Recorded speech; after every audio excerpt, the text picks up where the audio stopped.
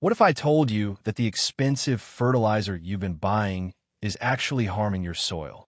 Or that the watering schedule everyone swears by could be drowning your plants? Stick around because what I'm about to share will completely flip your gardening approach upside down, and your wallet will thank you for it. Hey there, green thumbs and budding gardeners. Welcome back to Garden Mentor, where we turn expensive mistakes into budget-friendly wins. If you're new here, you've just walked into a community that believes stunning gardens shouldn't empty your pockets. And to my returning viewers, you know the drill. We're about to uncover something that'll make your neighbors wonder what magic you're working with. Before we dig into these game-changing secrets, do me a quick favor. Hit that subscribe button and turn on notifications so you never miss these money-saving tips. Trust me, your future self will appreciate it when your garden is thriving while everyone else is still throwing cash at problems. Now, let's get into the good stuff. All right, secret number one is something that'll blow your mind because it goes against everything you've probably heard. Ready? Number one, the backwards watering method. Most people water their gardens in the morning or evening, right? They've been told this is the golden rule. But here's what nobody mentions: you're training your plants to be lazy. Let me explain this in a way that'll make total sense. When you water on a strict schedule, your plants become dependent. Their roots stay shallow because they know water is coming like clockwork. It's like giving a kid an allowance without them doing chores. They never learn to work for it. Here's what you should do instead. Water deeply, but less frequently. I'm talking about soaking the soil until it's moist about 6 inches down, then leaving it alone until the top 2 inches are completely dry. This forces roots to grow deeper, searching for moisture. Deeper roots means stronger plants that can handle drought, heat waves, and whatever nature throws at them. But here's the kicker. This method cuts your water bill in half, maybe even more. Think about what you could do with that extra cash. More plants?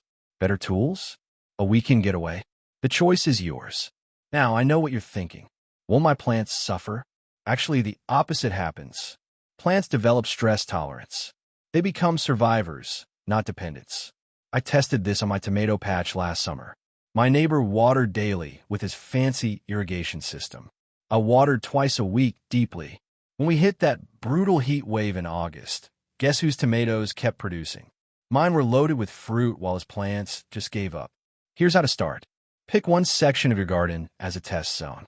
Water it deeply, then resist the urge to touch it for several days. Watch what happens.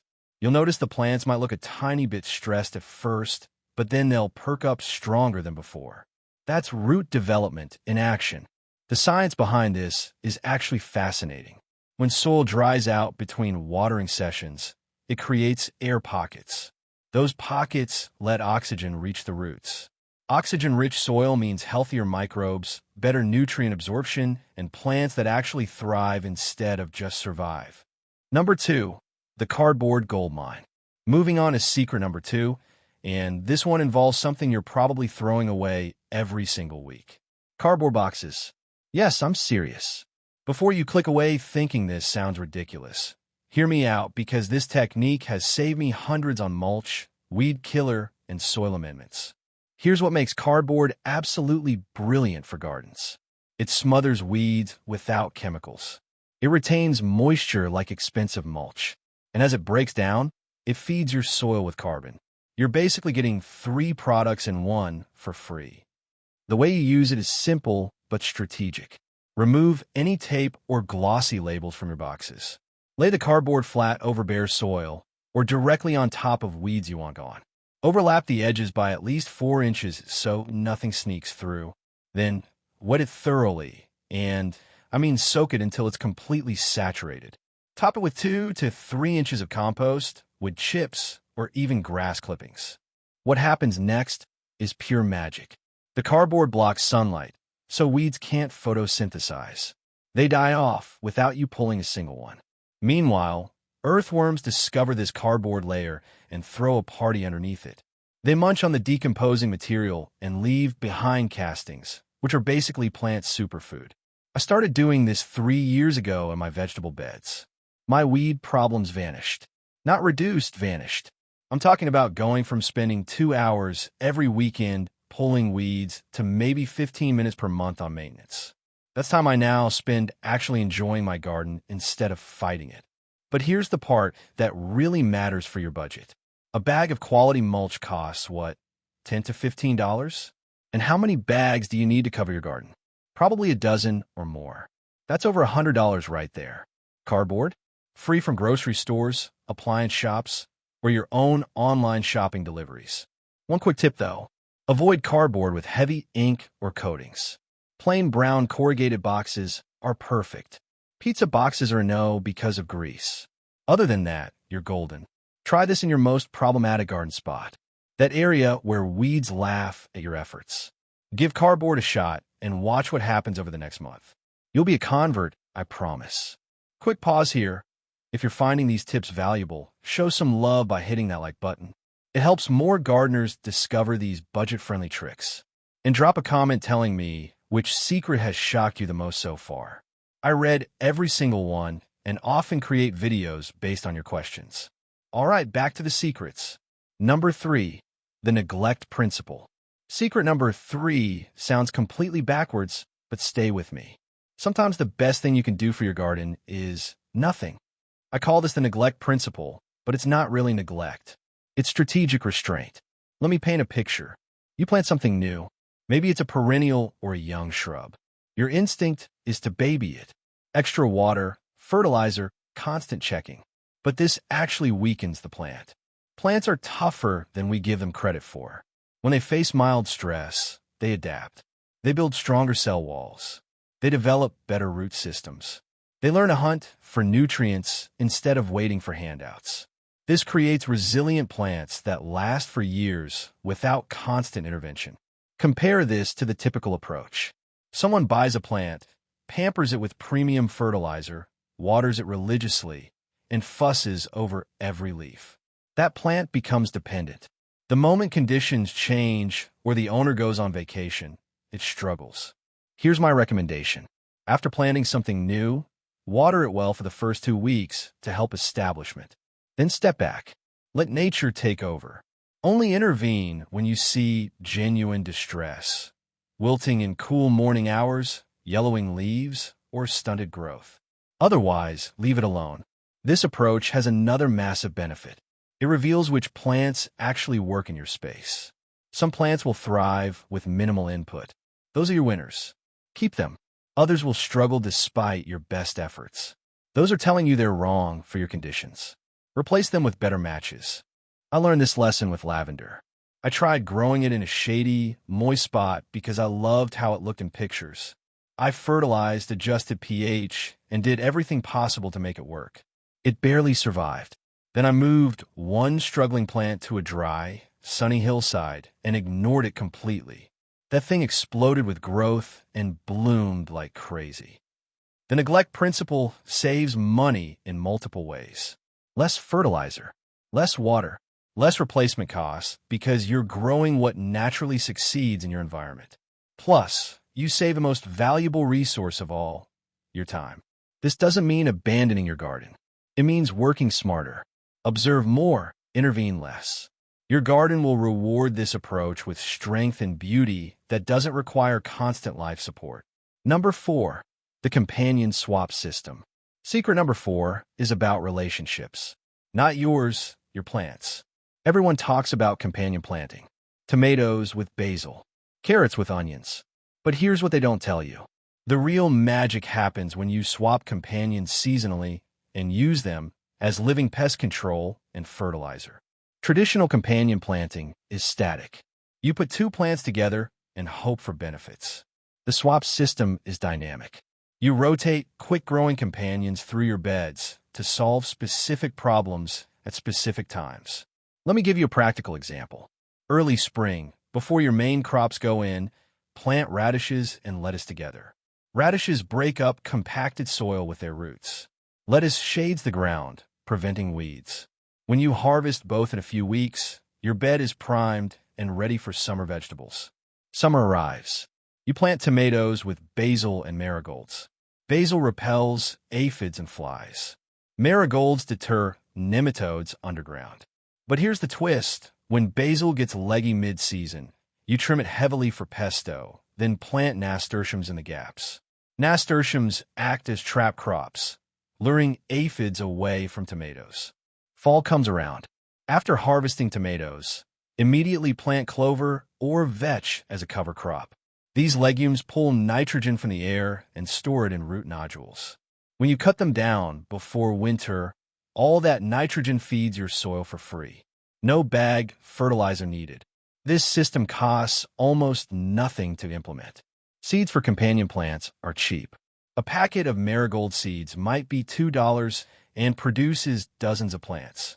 Compare that to bottles of pest spray at $10 to $15 each that run out quickly. The swap system also keeps your soil biology active year-round. Bare soil is dead soil. Microbes need living roots to thrive. By constantly having something growing, you maintain a healthy underground ecosystem that benefits everything you plant. I use this in my raised beds. I never have the same combination 2 seasons in a row. Spring might be peas with spinach. Summer switches to peppers with cilantro. Fall brings in kale with garlic. This rotation confuses pests, balances nutrients, and keeps diseases from establishing. Start simple with this approach. Pick one bed and experiment with seasonal swaps. Keep notes on what combinations work best in your climate. Within a year, you'll have a personalized system that's dialed in perfectly for your garden. Number 5. The scrap propagation loop. Final secret, and this one turns your kitchen scraps into an endless supply of free plants. Most people know you can regrow green onions in water. Maybe lettuce too. But the scrap propagation loop takes this concept to a whole different level. You're not just regrowing one thing. You're creating a self-sustaining cycle that produces food, plants for sharing, and even plants to sell if you want extra income. Here's how the loop works. Save scraps from vegetables you buy. Lettuce cores, celery bases, potato eyes, herb stems. Root these in water or directly in soil. Once they're established, you don't harvest everything. You take what you need and leave some to keep growing. Those plants eventually produce seeds or more cuttings. Those seeds and cuttings become your next generation. The cycle continues indefinitely. Let me break down the economics because this is where it gets exciting. A packet of basil seeds costs about $3 and might give you a dozen plants if you're lucky. One basil stem from the grocery store costs nothing. It's attached to the basil you're already buying for dinner. Root that stem, grow it out, and you can take 50 cuttings from that single plant. Those 50 cuttings each become full plants. You just turn $0 into more basil than you could ever use. Potatoes demonstrate this perfectly. Buy organic potatoes from the store. Let a few sprout eyes. Cut them so each piece has 2 eyes. Plant those pieces. Each one produces 8 to 12 new potatoes. Save a few from that harvest for replanting. Your potato supply never ends, and you never buy seed potatoes again. The same principle applies to tomatoes. Save seeds from the best-tasting tomato you buy. Dry them on a paper towel. Plant them next season. Those seeds produce plants that make more tomatoes, which contain more seeds. One tomato can theoretically give you thousands of plants over several years. This loop extends beyond food. Many ornamental plants propagate easily from cuttings. Coleus, impatiens, begonias, and dozens more. Take one cutting from a plant you admire at a friend's house or a public garden. Root it. Grow it into a mother plant. Take cuttings from that to fill your entire garden. I've been running this loop for 5 years now. I haven't bought vegetable seeds or starter plants in 3 years. Everything comes from my propagation station, which is just a sunny windowsill with some jars of water and a few trays of soil. The time investment is minimal. Maybe 30 minutes per week to check on cuttings, pot up rooted ones, and start new ones. The payoff is massive.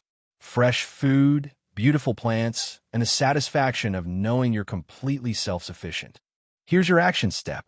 This week, save one scrap. Just one. A green onion root, a potato eye, an herb stem. Stick it in water and watch it root.